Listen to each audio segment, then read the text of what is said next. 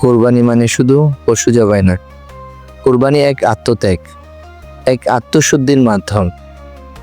এটি এক স্মরণ ইব্রাহিম আলাইহিসসালামের সেই নিঃস্বার্থ ভালোবাসার, যেখানে আল্লাহর আদেশ ছিল সবার ঊর্ধ্বে।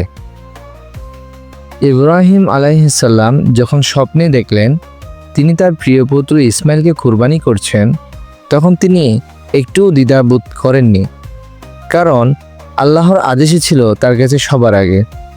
আর ইসমাইল আলাইহিসসালাম বলেন, আব্বা, আপনি যা আদিষ্ট হয়েছেন তাই করুন, ইনশাআল্লাহ আপনি আমাকে ধৈর্যশীল পাবেন।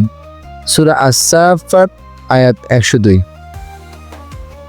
আজ আমরা যখন কুরবানি করি তখন শুধু পশু নয়, আমাদের ত্যাগ করতে হয় অহংকার, লোভ, হিংসা।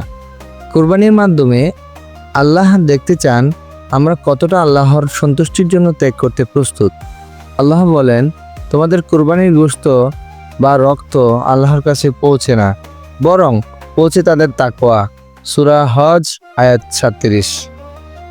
আসুন এই কুরবানির মাধ্যমে আমরা শিখি ভালোবাসা মানে ত্যাগ, আল্লাহর প্রতি ভালোবাসা মানে নিঃস্বার্থ আনুগত্য। চলুন শুধু পশু নয়, আমাদের ভিতরে সকল অহংকারও আজ কুরবানি করি। এই ঈদ হোক শুদ্ধ আত্মার নিঃস্বার্থ ভালোবাসার।